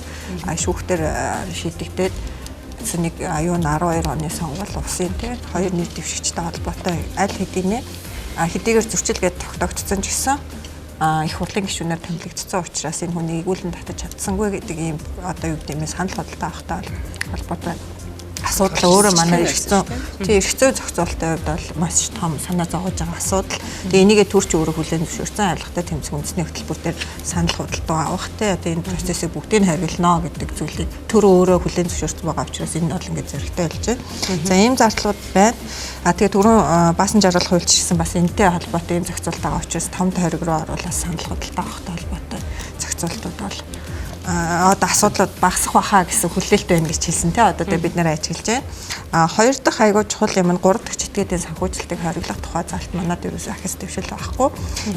Юу гэхээр одоо фактууд гарч ирсэн шүү дээ. Тэ нэг хошин шогын жүжигч би энэ хүн нэр улс төрчөөстэй мөнгө аваад ингээд сонгуулийн сурчлаганд ажилласан гэсэн чинь би энэ хүнд мөнгө өгөө манай дүүнер өгсөн гэдэг. Энэ бол нөгөө 3 дахь читгэдийн санхүүжилтийн асуудал. Тэгээ энэ мэтчлэн асуудлууд ялангуяа нөгөө энэ асуудал чинь өөрөө том аж ахуй нэгжүүд оролцох юм уу те одоо үндэстэн дамсан корпорацийн нөлөө энэ төр орж ирэх энэ төр гэх мэтчлэн иймэрхүү нөгөө сонгуулийн одоо зөв бус их усрууд орж ирэхэд бид нар манай улстай бэлэн биш байна гэсэн асуудал болж байгаа байхгүй. Тэгээ эн чинь бол нөгөө сошиал медиа дээр их явдаг. Жишээлбэл манай одоо шудраг сонгуулийн төлөө иргэний нийгмийн хяналт сүлжээ бол ингээд ажиллаад ингээд явж байхад яг нэр дэвшигчийн өөрийнх нь юу одоо сошиал хуудас бол цэвэр ариун гэж байгаа байхгүй тийм энэ бол ямар ч асуудалгүй байдаг. Гэхдээ харлуулсан тэр одоо муухай одоо болгосон сөргөөр ажилласан эсвэл хит дэмжсэн нэг талыг барьсан ийм сурчлагынууд дандаа бүүсттэй тийм одоо мөнгө төлсөн ийм залтууд ийм юмнууд чинь бусад сувгуудаар одоо бусад пэйжүүдээр нь явдаг. Яг өөрийнх нь пэйжийг үзэхэд бол энд бол нэг тийм асуудал гарч ирдгүү гэдэг. Тэгж байгаа. Тэр бол ерөнхийдөө хоёулынхаа дагуу явдаг. Тэгэхээр энэ сошиал медиагийн асуудал болон тийм 3 дахь читгэдээр дамжуулаад энэ их зардлуудыг сонгуульд оруулаад байгаа зохицуулт бол одоо дараагийн сонгуулийн хувьд бол бодолцох хэвээр маш том сэдвүүд байгаа. За тэгээд хэвлэл мэдээлэл дээр гардаг зардлууд үнэн зөв байна уугүй юу гэдэг. Тэ одоо 3 дахь нь яг жинхнээс ингээд тайлан гаргаад явдаг ч гэсэн хэвлэл одоо ингээд яг батлагдаагүй байна л та. Гэхдээ ямар ч гэсэн ингээд хэвлэл мэдээллийн зарим хуулийн хэлт центр дээр нь ажиллаж исэн хүмүүс эцэхэд бид нэр 2 3 гэрээ хийд юм аа. Нэг нь бол тест их бүхий байгууллагад өгөх гэрэг. Нөгөө нь бол одоо юу гэдэг жинхнээсээ те авах хэвээр мөнгөн дүнгийн гэрээ одоо тэрнийгээ дараа сонгуулийн дараа ямар хэлбэрээр ч авдгийг мэдэхгүй ямар ч байсан ингээд яг манай энэ сонгуулийн зардлыг тайлгнаж байгаа үйл явц чинь жинхнээсээ байна уугүй гэдэг чинь бас хэдийгээр тайлгнадаг процесс харьцангуй сайжирсан ч гэсэн жинхнээсээ байна уу үнэн байна уу те сонгогчтой хуураагүй байна уугүй гэдэг дээр бид нар бол ингээд дараагийн те дараагийн ажиллах тэгээд яг хөө тэгээд одоо авилгатай тэнцэх үндэсний хөтөлбөрийг хүлээж яана л та хууль мөл эрхцээ орчин бүгдийг сайжруулна гэсэн энийг бол төрөө өөр асуудал хичээд байна гэж ярих хэрэгтэй. Одоо жишээ нь ирэх барьж байгаа номууд гэхэд жишээ нь хорооны засаг дарга нар хэсгийн ахлагч нар тэгээд бас нөгөө өрхийн имлэгийн дарга нарыг бүгднийг аваад хөхөд манжуур аялуулцдаг. Сонгуул одоо уул нь бол нөгөө тухайн сонгуул болох жилийн одоо 12 сарын өмнөх 12 сарын 31-ээр альва ямар нэгэн одоо зүйл тараах те өгөх бэлэгдэл өгөх гэж хориглож байгаа шүү дээ. Тэгэхээр 1 сарын 1-ээс сонгуулийг дуустал ямар нэг тийм үйл ажиллагаа хориглосон байхад ирэх барьж байгаа намууд ч гэдэг юм уу те тухайн дүүрэгтүүд ирэх барьж байгаа намууд бүх сонгуульд нь ажиллах боломжтой саналд нь одоо нөлөөлж болохоос бүх хүмүүсийг юм нөлөөллийн байдлаар худалдаад авчиж байгаа байхгүй. Тэгэхээр би гайхтыг одоо ингээд бүх одоо хууль хүчний байгууллагууд энийг одоо шалгах маш боломжтой. Ингэж бөөн бөөнөөрөө зохицуулаагүй болохоор яаж тийм зохицуулж чадаагүй болохоор бол бид нар чи юу ч хийж чадахгүй байх. Ягаад тэгэхээр хуулийн хүрээнд шалгана. Тэгэхээр сонгуулийн ерөнхий орооноос гэхэд жишээ нь энэ зохицуултыг хараад улс төрийн албан тушаал байгаа болон бүр тэр тусмаа хорон анхан шатны нэгждэр байгаа хүмүүсийг төрийн мөнгөөр ч юм уу одоо ямарваа нэгэн санхүүжилтээр гадаад дотоодд тухайн сонгуулийн жил явахыг хориглох ч гэдэг юм. Тийм байдлаар авилгатай хөтөлбөр дээр сонгуулийн сонгуулийн зохицуулна гэсэн. Тийм. Гэхдээ одоо тэр чинь ингээд зохицуулсан боловч бодит нөхцөл байдал дээр бүх юм сонгуулийн ерөнхий ороо гэж байна. Сонгуулийн сонгуулийн улсын тийм их хурлын сонгуулийн тухай хуулиндаа ч юм уу тийм 31 байгууллага оролцдог. Тэр дундаа яг одоо энэ хуулиар хоригдсан арга хэмжээ байна уугүй гэдгийг шийддэг зөрчлийн тохиолдол 9 байгууллага. Өөрөөр хэлбэл зөрчил байна уугүй гэдгийг тогтоодог байгууллага гэсэн үг шүү дээ. Цагдаагийн дотроо шүүх гэдэг. Сонгуулийн ерөнхий ороо цэвэр зохион байгуулалтын хадгалт байгууллага. Ер нь бол сонгуулийн зардлын хэмжээтэй холбоотой асуудал бол одоо та бүхний ярьж байгаа харах юм бол нөгөө илүү нөгөө нам ивсэл сонгогдох хэрхийг хэрэгжүүлэх гэдэг талаас нь байр сууриас нь харж яриад байгаа юм бид. За мэдээж тийм боломж байна. Нөгөө талаас нь сонгох хэрхийг хэрэгжүүлэх гэдэг байгаа сонгогч талд энэ хууль дээр байгаа зохицуултууд ямар боломж олгоод байгаа юм бэ гэдгийг бас мэдээлэл өгөх хэрэгтэй байхгүй тийм зөрчил хэрэгтэй тийм. Өөрөөр хэлбэл чи сонгуул нэр дэвшиж байгаа юм байж болно. Чи эхлээд гарааны хөрөгч хийд юм чи. Ер нь хэдэн дөрөвтэйсэн гэдэг би мэдмээр байгаа байхгүй сонгогч. Энэ бол шинэ хууль дээр бол хөрөнгө оруулалтын мэдүүлэг нь бол нийт дийлт бол байх ёстой 6 сарын 12-нд. За дараа нь энэ нэмэлт өөрчлөлт юу хийсэн бэ гэхээр чамд хэн хэдэн төгрөгийн хандив өгöd байгаа юм бэ би мэдмээр шүү дээ бас. Чи магадгүй ямар нэг компанид хамаарал бүх этгээдтэй ч юм уу тий ашиг сонирхол зөрчил байна уугүй ч гэдэг бидний мэдсний үндэн дээр сонголт хиймээр байна. Өөрөөр хэлэх юм бол явцын талин гэж байгаа юм гаргана. Энийг санал болгож 3 хоногийн өмнө гаргана. Дээрээс нь хэн хэдэн төгрөгийн хандив өгсөн юм бэ? 1 сая төгрөгнөөс дээш өгсөн иргэн 3 сая төгрөгнөөс дээш хандив өгсөн хуулийн итгэдэг мэдээлэл нь нийт дийлтүүд байна. Би энийг мэдчихээ сонголттой байна. За дараа нь сонгодог хэрэг хэрэгжүүлнэ гэдэг бол эргээд сонгох хэрэгжүүлэх гэж хүмүүст хүндэтгэлтэй хандах хэрэгтэй. Өөрөлдөх юм бол тэр хүмүүсийн сонгох хэрэгжүүлэх гэдэг юмд нь бол бас хариуцлагатай илүү байж оролцохыг шаардж байгаа хгүй тийм ч баахан шаардлага тавигддаг шүү дээ энэ хуулиар. Би танаас нэг юм тодруулчих болох уу? Энэ айгүй анхаарал татсан юм болж байгаа шүү. Өмнө нь цагаан сонголт гэж нэг хэсэг давуулгаалсан. Нэг сонгуулиар тул. Би хин санал өгөхгүйгээд дугуулахгүйгээр цаасаа хийгээд тэгтээ тэр нь хүчнтэйгээр уншигдаад байсан. Энэ удаа тийм сонголт байгаа юу үгүй юу? Бага энэ ерөөсөө л байдаг. Энэ бол миний сонголт шүү дээ. Би хинэж дэмжихгүй л гэсэн сонголт. Энэ бол хуульд бол зөвшөөрөж байгаа. За нэг тойрогт 10 суулт байлаа гэж бодоход одоо мандатаа дугуулж яхад цөөдүүлэх илүүдэх гэдэг юм уу? Одоо дугуулсан тохиолдолд бол шууд өчнг болох юм. Тийм хурлын сонгуулийн хуульд зааснаар шүү дээ. Хуульд зааснаар илүү болон дутуу дуулах юм бол тэр өөрөө хүчин усаад гэсэн үг байхгүй. Танаа тойрог хэдэн мандаттай байна? Яг тийм тооныг дугуулсан байх хэрэгтэй. Ер нь тийм өргөжлөлд ярихад ерөнхийдөө сонгогчдод ингээд сонгуульд орж байгаа нэр дэвшил өмнө нь бол жишээ нь одоо түрүү мандах хэлж байна. Тайлан гэдэг юм гэж ганцхан утсан байгаа гэж. 7 утсан. Чи сонгуульд орж байгаа юм бол хариуцлагатай байх хэрэгтэй байх ёстой. Чи ядаж хэдэн төгрөгийн хандив гаргацсан гэдэг тайлгандаг тийм хариуцлагад орж байх хэрэгтэй байхгүй. Энэ ч агуулгаар 20 оноос их үлдээд зөрчлийн хуулинд анх удаага орж эхэллээ шүү дээ. Чи зардлын тайлан гаргаагүй бол чамд хариуцлага тооцноо. Сонгуул дууслаа баяртай биш байхгүй. Чи сонгогчд юм уу тайлганд байх хэрэгтэй. Дээрээс нь дахиад энэ их хурлын хууль хэлнэ шүү дээ. Нам маань одоо бүхэл бүтэн институт зүйж тий тайлангээд ганц цаас гаргаад өгч чаддгүй юм бол чамд сонгуульд оролцохгүй. Тийм байхгүй. Гомдлыг хурдан шийдвэрлэхтэр ямар байр суурь. Нөгөө гомдол гараа шийдвэрлэгдээд дуусчихсан чи их хурлын халдашгүй дарах хэрэгтэй болчиход шүү. Гэхээр чи нэг асуудал санагдаад байна тий. Зөрчсөн байна гэдгийг тэрэн дээр одоо процессыг за ерөнхийдөө 3 төрлийн гомдол маргаан хэн шийдвэрлэх процесс юм явж байна л да. Нэг нь бол захиргааны иргэн шүүхтэй бүр явах байл. Энэ бол одоо сонгуулийн ерөнхий хорооны гаргасан шийдвэрийг өөрийг нь буруу болж зөв болж гэдэг асуудал бол захиргааны иргэн шүүхтэйгээр санал хураалтын дүнтэй холбоотой эсвэл үндсөлийн цэцтэй. За одоо та бүхэн яриад байгаа нөгөө янз бүрийн хууль бус зөрчил мөрчил гэдэг бол цагдаа тагнуул прокурор нэгтлэн бодох бүртгэлийн болон санхүүгийн одоо бүртгэлийн байцаагч нар одоо тухай шийдэж явдаг. Шинэ анх удаа 2020 онд энэ хууль хэрэгжиж эхлээд 606 нэр дэвшигч торгуулж үзлээ шүү дээ. Энэ бол эрг үрдэн баггүй. Яагаад одоо магадгүй тэр хүмүүс торгуулсан дараа нь сонгуульд орохцоо хариуцлагатай байх нь шүү дээ. Гэх мэтлээ одоо нөө зөрчил шийдэж байгаа процессууд үр дүн гарч эхэлж байна. За тэгтээ дахиад сонгууль зохион байгуулалт үйл ажиллагаа өөрөө богинохон хугацаанд болоод өнгөрдөг тийм үү. Энэ богинохон хугацаанд нь таарсан зөрчлийг шийддэг хугацаатай байх хэрэгтэй, шийддэг процесстэй байх хэрэгтэй. Үр дүн гарлаа тэрнээс нь хойш ийм зөрчил гарлаа гэж тогтоогож яхад тий. Гэхдээ бас нэг эрг мэдээлэл байна. Засвар захааны нутаг дэвсгэрийн нэгжийн тухай хууль дээр нэг өөрчлөлт хийсэн байна шүү дээ. Тэр нь та хурлын төлөөлөгчөөр сонгогдсон байж болно. Хамаагүй. Тангараа өргөсөн байж болно. Чи сонгуульд оролцох үеэрээ хууль зөрчсөн байх юм бол чиний төлөөлөгч болсон хэсгээс зүйл хамааран шууд бүрэн хэрэгцэн тусгал болно. Ийм зохицуултыг нэгжийн тухай хуулийн дээр хэлээд одоо энэ орон нутгийн хурлын төлөөлөгч нар янз бүрийн асуудал гарах юм бол буцаага шууд татагдах боломж бол бүрдэж байна шүү дээ. За нэг деталь асуудал руу оръё. Одоо нөгөө олон нэр дэвшигч нийслэлд явах гэдэг шүү дээ. Тэгэхээр самбараа яаж хідүүлээ байршуулах гэдэг чинь дахиад нэг юм сонирхолтой болчихж байна. Өмнө нь ингээд том хэмжээгийн заагаад өгсөн. Гэхдээ ингээд энэ тэнтгүй ингээд хүмүүс байдаг байлаа шүү дээ. Илүү мөнгөтэй нь олныг тавьдаг ч юм уу тий. Байсан. Одоо тэгсэн чинь нэгдсэн самбар гаргана гэж байгаа байхгүй. Гэхдээ хит олон хүний ингээд шамбаарлуулаад тавьчихаар бас яад юм бол одоо тухайлбал нийслэл явах хүмүүсээс нэр дэвшигчдэрийн хувьд ялгарна шүү дээ. Самбарын тоо хэмжээ байсан шүү дээ. Одоо тэд хүртэлх гэдэг. Бидний одоо дээдлийн нөгөө нэг дээдлийн лимит гэдэг шиг тийм лимит бас байсан. Тэгээд төрөн болонгууд нэгжим төлөөлөгч бас хэлцэл байсан л да нөгөө одоо ингээд нэг хорон дээр очиод самбараатай байрлуулах газар байхгүй байна гэж тэгээд шүү дээ тий. Тэгэхээр эн чинь урд нь ч гэсэндээ нөгөө олон нэр дэвшигч чинь өөр газараа бас л тавьж исэн байхгүй. Бид нар бол одоо сая ингээд түрүүний нөгөө хэлээд байгаа шиг би бол их хөлний хүн юм байна те. Би бол одоо нэгжийн засаг дарга юм байна. Тэгэхээр сонгуул гэдэг чинь зөвхөн одоо та нарын хэлж байгаа сурчлагын хугацаа биш байхгүй. Институт болж хөгжнө гэдэг маань өөрөө энэ 4 жилийн циклтэй те.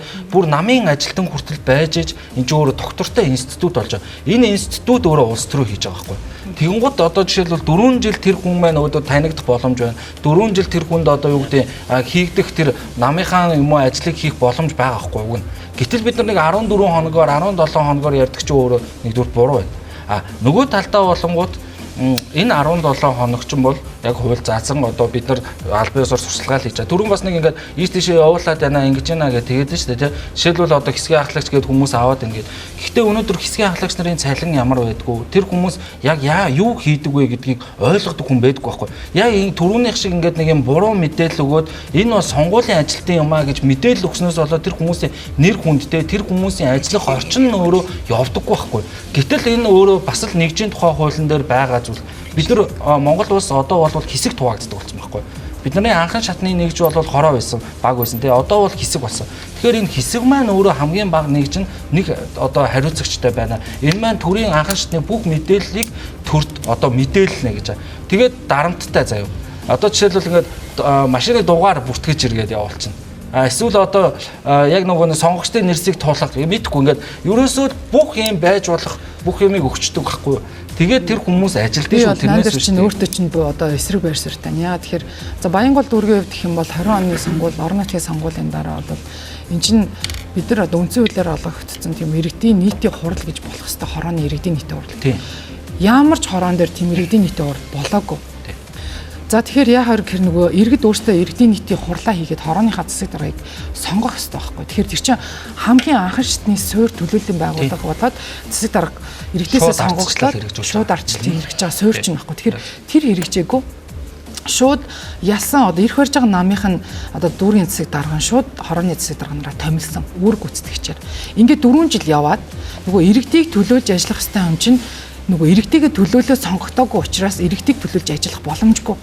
Яасан гэхээр дүүргийн засаг дарга намайг томилсон учраас би дүүргийн засаг даргахаа ирэх ашиг зааврын дагуу явна гэд ажиллаж эхлээд доороо хэнийг тавьсан гэхээр намынхаа гишүүдийг тавиад эхэлчихэж байгаа байхгүй. Хэсгийн ахлагч нарын ажлыг буруутгах гаагүй. Хамгийн гол нь тэр хүмүүс яаж тэр процесс позишн буюу албан тушаалд очиж гин гэдэг тэр процесс чи өөрөө маш чухал. Зайлшгүй тэд нар ч одоо мөнгөөр явж байгаа юм уу гэдгийг бид сонирхож байна. Түүнээс хэсгийн ахлагч нар одоо тэр үндсэн ажил муу сайн гэдэг зүйл бол бас биш. Тэр чи угаасаа л одоо бидний үндсэн хуулиар олгогдсон нэгжээр явж байгаа байхгүй. Яг тэгэхээр нөгөө худалдаа авахын сонгуулийн бус үеийн зохицуултыг бид нэр хийж чадаагүй тэгээ шүүхийн практик тэр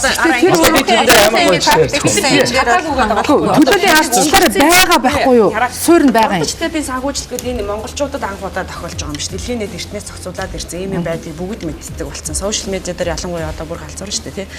Хийж болох байсан намын тухай хуулийн төсөл дээр байсан пид алга болсон байхгүй юу? За тэгээд одоо дараа нь юу гэдэг сонгуулийн бус үеийн санхүүжилтанд төрийн одоо энэ албан тушаал, улс төрийн албан тушаал харж байгаа хүмүүс бэлэг үйлчлэгээд харааж болохгүй ийм юм ингээл бичих асуудал шүү дээ. Тэрийг бичээгүй байхгүй. Ерөөс ингээд дандаа ингээд чануудаа чадсангүй дараа ингээл яваад байгаа. Бичигтэй шүү дээ. Одоо жишээлбэл за тэгээд дараагийнхан заа ахаад энэ дараагийн юм байна. Одоо сая яг бид нар төрийн ус агуулгууд хийгээл байгаа л да. Бид нар өөрсдөө хийгээгүй ч хэлээгүй шүү дээ. Тэр их хурлчин хийхгүй шүү дээ тий. Дараагийнхан болохоор бодлогын авилга. Ягаад сонгуулийн жилдгийн цалин нэмэгдтiin. Ягаад сонгуулийн жилд 1200 тий нөгөө 1072 чинь өмнөх оны хувьцаа гин 8 жилийн ашиг тий. Энэ өөрөө бодлогын авилга шүү дээ. Энэ өөрөө сонгогчдын саналыг төр өөрөө худалдаж авч байгаа байхгүй юу? Манай төр чинь тэмцэлтэй төр биш байгаа. Манай төр чинь нэг нам хэд давангаас төр байгаа шүү дээ. За одоо малчтын 580-ийн хөтөлбөр те төсвийн гадуур явах гэж шүү дээ. Тэгэхээр ингээд эн чинь бодлогын авилга байхгүй. Энийг бид нар одоо дээд чатны гранд авилга гэж ойлгодог. Энэ дээр ямар ч бодлого одоо хууль 100 хязгаарлалт байхгүй. Улс төрийн соёл нь угаасаа 0. Тэгэхээр тэгш гараа чинь тэр нэг тойргийн 18 хоног бай тухай энд ч байхгүй. 4 жилдээ байхгүй. Ямар ингээд гоё байх хэрэгтэй цагаад байна. За хэрэгжүүлээд гоё байх хэрэгтэй. Зөвхөн артын нам тойрсон систем байна. Тэр ихтэй айгуу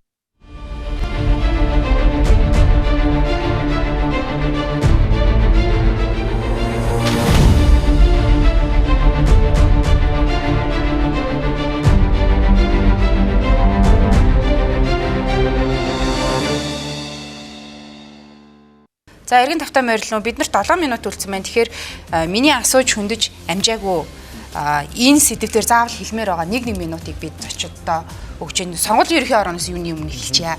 Яг хөө би танд чиглүүлээд асууж байгаа нөгөө царцааны нүүдэлтэд тэмцэх ёстой, нэрсийн чагсаалтаа одоо харах ёстой хугацаанууд яваадах шиг байгаа юм тий. Энийг та манай сонгогчдод одоо уриалаад хэлээд өгөөч. Тийм. За ер нь яг сонгуулийн процессын үйл ажиллагааны ерөөсө хамгийн гол юм нийт тод байдлыг л хангах хэрэгтэй байхгүй юу? Иргэдийн хяналт тавих боломжийг бүрдүүлэх нь чухал.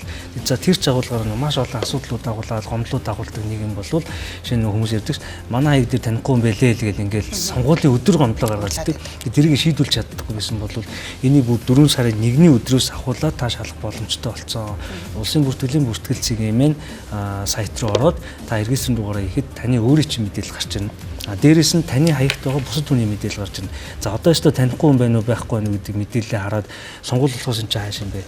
60-70 гаруй хоногийн өмнөөс эхлээд та гомдлогаараа шийдвэрлэх боломжийг бүрдүүлсэн. Дээрээс нь улсын бүртгэлийн байгууллага энэ дэр ингэж ажилласан байлээ. Гомдлыг нөгөө цаасан дээр бичээл байгууллага байлаа хайлга тавшаа явуулах биш. Шууд цахимаараа гомдлоо гаргах боломжтой болж байгаа юм байлээ. Эргээд таны гомдлын дагуу ямар арга хэмжээ авсан зөрчлийг арилгасан уу гэдэг мэдээллийг хүргэнэ. Тэгэхээр сонгогчид энэ дэр илүү бас хариуцлагатай хандаж мэдээлэл шалгах юм боломж бол бүрэн нээлттэй байгаа шүү. Нэгдсэн байна. Нөгөө царцааныхаа нүдэлтэй одоо өөрсдөө тэмцээрэй гэж хэлэх гээд байна шүү дээ, тий. За, одоо хин ярих уу? Намаас ингэж хэлээ. За, намаас хэлж байгаа. За, хэдүүлээ сонгох эрхийн талаас харж үзье гэж ярьж байгаа шүү. Тэгэхээр яг сонгогчдод сонгох эрхээ эдлэхийн тулд бид одоо бүрэн дүүрэн мэдээлэлтэй байж сонголт болдог. Хагас дотноо мэдээлэлтэй, буруу мэдээлэлтэй, эсвэл огт мэдээлэл авахгүй байж байгаа хийж байгаа зүйлийг бид нэр сонгох эрх хэрэгжиж байна гэж ойлгохгүй. Нөгөө талаад 4 жил сонгуул хүн хийж болохгүй, 4 жил танигдаж болохгүй. Ялсан нь ус төрийн ажлаа гэдээ ялагдсан хувийн ажлаа хийх хэрэгтэй. Тэгэхээр бид нэр 4 жил танигдана гэдэг ойлголттой. Энэ өөрөө буруу үзэл одоо бидний хөвшсөн буруу зүйл чинь байхгүй даа тий. Бид нэр 4 жил сонгуулийн зарчмаар ажиллах юм бол улс орончос үрнэ шүү дээ. Тэр хүмүүс чинь ажил амьдралаа хөгжүүлэх, улс орноо хөгжүүлэх хэрэгтэй тий. Тэгэхээр яг сонгуулийн үед нь зүх хөстэй сонгуул хийх л ёстой байгаа даа байхгүй нэг талаар.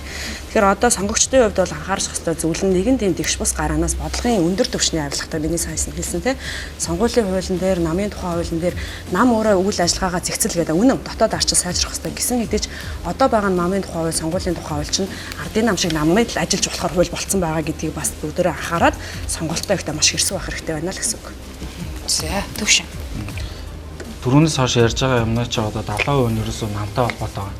Тэгэхээр бид нар намаа хөгжүүлэх гэсэн. Нам нь өөрөө бодлогын институт байж 4 жил та бол одоо сая бол ингэж нэг одоо юу гэдэг байнга ингэж сонгуул хийх биш. Эн чинь улс төр биш үү те үргэлж улс төрөөрөө халуун байх хэвээр. Үргэлж бодлогын мэтгэлцэн байх хэвээр. Үргэлж бие биентэйгээ одоо юу гэдэг сүргэлдөн байх хэвээр. Ингэжээж энэчнээс чинь өөрөө тэр нөгөө бодлого нь өөрөө зөв болж явдаг. Тэрнээс 4 жил чи хувийн ажиллаа хий, нэгэн төрийн ажиллаа хийгээд ингэх юм бол эн чинь өөрөө Монгол одоо хаашаа хөгжих вэ? Дэлхий тэр битгий илүү шүү дээ. Хүн төрөлхтнийхөө түүхэндээ иргэний үнцгээс хянаал яваа. Түүхэндээ өөрөө хамаарг байгаа байхгүй юу? Биш ээ, тийм сонгуульч талаар яриаггүй. Бид нар бодлогын мэтгэлцээнийг ярьж байгаа хгүй. Тэрэндээ танихдсан талаар ярьж байгаа. Тэгээд хэдүүлээ шүү дээ. Институтыг хөгжүүлье.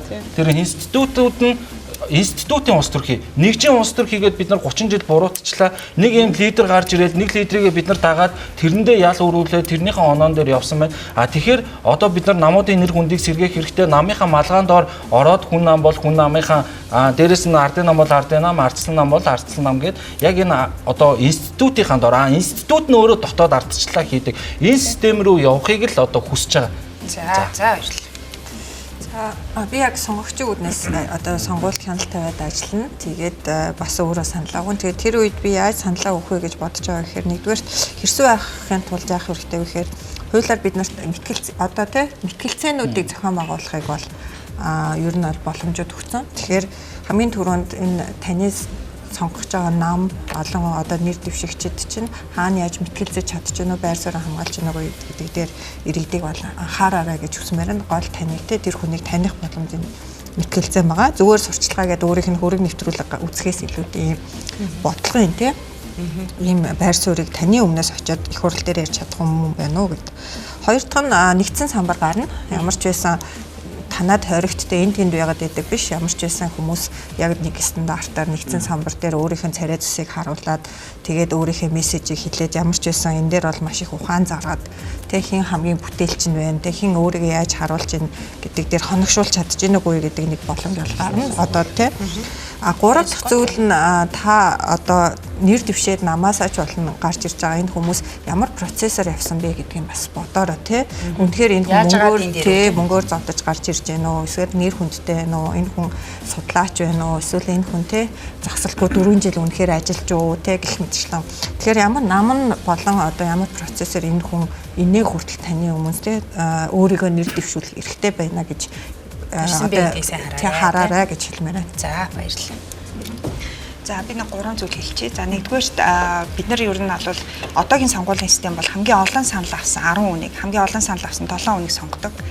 Энд гэхдээ 15 онд юм болсон байхгүй юу? Тэгэхээр эн чинь өөрөө бидний дунд одоо үргэлж ямар нэг маргаан яваад байныг бол энэ хүнийг уг нь би сонгоогүй байтал энэ одоо яаж агаад гараад ирв нөгөө л нэг хар машин гэдэг тийм. Гэтэл яг ингээ хууль тогтоомжийн хөгжил талаас нь судлаад үзэхлээр 2012 онд засаг авсан одоо тухайн үеийн ардчсан намынхан сонгуулийн тухай хуулиа шинжлэхдээ 28% одоо саналаар сонгогдох байсан босхийг хамгийн олон гэдэг болоод ингээд тэрнээс хойш олон гэдгээр явцсан. Нэг. Тэгэхээр энэ өөрөө бидний хувьд бол ер нь бол манай айлч улс төрийн намынхны бүгдээрээ энэ одоо нөгөө легитим байх, улс төрчийн хүлээн зөвшөөрөгдөх тухайн бүс нутгийнхаа ядаж 25% саналыг авсан байх энэ төр гэдэг аягүй том суурь зарчмаа бид нар эвдсэн. За хоёрдугаар улс төрийн намын тухай хууль, саяын тойргийн системийн одоо шийдвэрч гэдэг юм. Энэ олон юмнууд ганцхан эрх баригч нам шийдээгүй. 3 улс төрийн нам сууж байгаа л буруулаж өсвөлцөд хүрлээ шийдлээ дадуу гэж шийдсэн тий. Тэгэхээр яг энэ намын дотоод ардчлал, намын гишүүдийн асуудлаа аягүй сайн ярих хэрэгтэй юм шүү гэж тий. За тэгээ хамгийн сүүлд нь сонгогчдыг бас бид нар хитрхийн ингэж битгий одоо ингэж үнэлээсэй гэж бодож чинь тий. Улс орон даяараа ингэж мөнгө аваад сонгуул өгдөх хүмүүс байгаа юм шиг ингэж үнэлж болохгүй. Газар нутаг аймаг болгон өөр байгаа. Тэгэхээр бүгдээрээ хэрсөө байгаад энэ саналаа өгөх юм бол энэ чинь харин арай өөр бас шинжилгүүд явж байгаа шүү л гэж хэлсэн. За ингэж юм. За миний хувьд гэх юм бол иргэдэг илүү мэдлэгтэй мэдээлэлтэй сонгуулаа өгөөсэй гэдэг юм уриалгыг төвшүүлмээр байна. Өнөөдөр таныг хэн төлөөлж чадж байна вэ гэдгийг илүү амьдралтаа уйж харж тийм энэ бүх асуудал дээр нухацтай хандаасай. Хэдийгээр 16 хоногт танд 40-50 хүнийг таних тийм хугацаа байгаа боловч өнөөдөр өөрийнхөө ирээдүйн төлөө цаг гаргаад судлаа одоо өөрчлөлтийг хийх боломжтой шүү гэдэг энэ одоо итгэлийг иргэдтэй өгмөр байна. Иргэдэд бол хамгийн их хүч байгаа. Яагаад одоо би зүгээр нэг л юм бодосоо гэж үзэж байна. Яагаад энэ улс төрчид ингээд бүр ингээд улаараа зүтгэхэд энэ хэр хинт хүч байна вэ? Иргэдийн сонголтонд хүч байгаа байхгүй. Тэгэхээр иргэд маань энийг ухамсарлаад бидний хүчээр эдгээр ингэж дээшээ гарах одоо шатнд болж байгаа гэдэг утгаараа өөрсдийнхөө сонголтонд хариуцлагатай байж судлаад тийм үү? Таныг хэн төлөөлж чадах вэ гэдгийг л хамгийн ойроор одоо сонголтондоо оруулж өгөрөө л гэж юм хүсэл байна. За их баярлалаа. Энэ сэдвээр ирж байр суурьаа илэрхийлсэн намуудын төлөөлөл, судлаачдын байр, сонгуулийн ерхий ороо бүгдэнд нь их баярлалаа. Амжилт хүсье. За тэгэхээр бид 4 жил хүлээж сонгох эрхээ эдэлдэг.